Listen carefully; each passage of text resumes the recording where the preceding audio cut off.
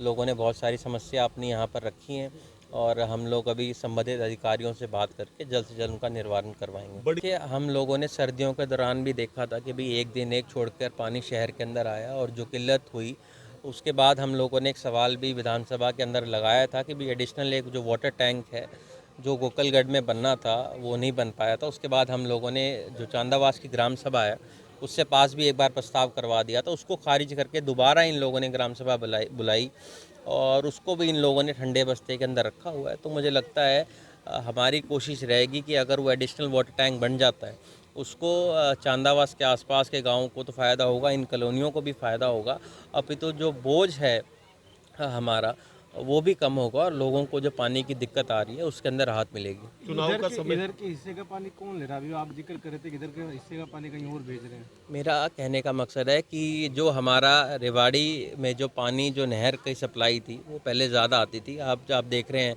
कि 15 दिन का जो शेड्यूल था वो भी नहीं अब आ पा रहा है। तो और जगह और क्षेत्रों के अंदर ये पानी भेजा जा रहा है, इसकी वजह से रेवाड़ी शहर को उसकी दिक्कत होती है। देखिए, कल आप लोगों ने भी देखा होगा कि किस तरह से कई पार्षदों ने, चाहे सत्ता पक्ष के हों चाहे विपक्ष के, उन्होंने बड़े गंभीर आरोप इस सरकार के ऊपर लगाए कि ना तो विकास कार्य शहर के अंदर हो रहे हैं, ना सड़कें बन पा रही है, ना लाइटें अब तक लग पाई हैं। बेसहारा पशुओं का मसला भी वहाँ पर उठाया गया था, भ्रष्टाचार के मामले भी बहुत सारे वहाँ पर लोगों ने आरोप लगाए। और मुझे लगता है हमारे जो ग्रीवेंस कमेटी के पीछे जो एक चेयरमैन थे उन्होंने तो गंभीर आरोप लगाए थे कि कमेटी के अंदर जो आपका है उसमें भ्रष्टाचार बहुत ज़्यादा है, उसके बाद उनको बदल भी दिया गया।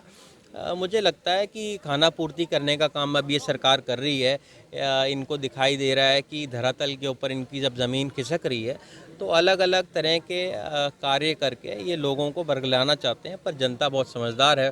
पिछले दिनों में आप लोगों ने देखा भी होगा, अभी जो इनके प्रभारी है उन्होंने उन सभी नेताओं को बुलाया था जिनकी टिकटें काटी गई थी।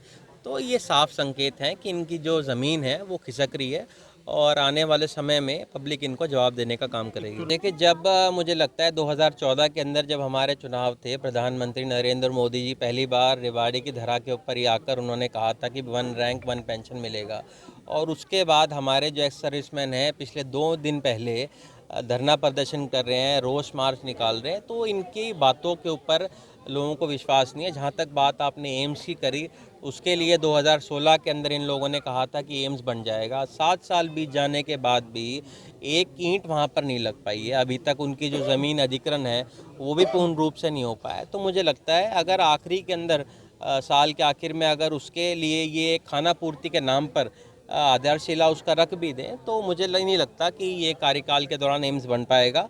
और जब प्रधानमंत्री देश का एक चीज़ को कह जाए, मुख्यमंत्री जी उसकी 2-3 बार अनाउंसमेंट कर जाए और मुख्यमंत्री का यहाँ तक कह देना कि भाई चुनाव के दौरान जबरन मेरे से अनाउंसमेंट करवा दी गई, तो एक ये खाना पूर्ति है। एक लॉलीपॉप देने का काम दक्षिण हरियाणा के साथ जिस तरह से सरकार पिछले 8-9 साल से कर रही है वो लगातार चल रहा है और यही कारण है कि जो पिछड़ापन हमारे क्षेत्र का है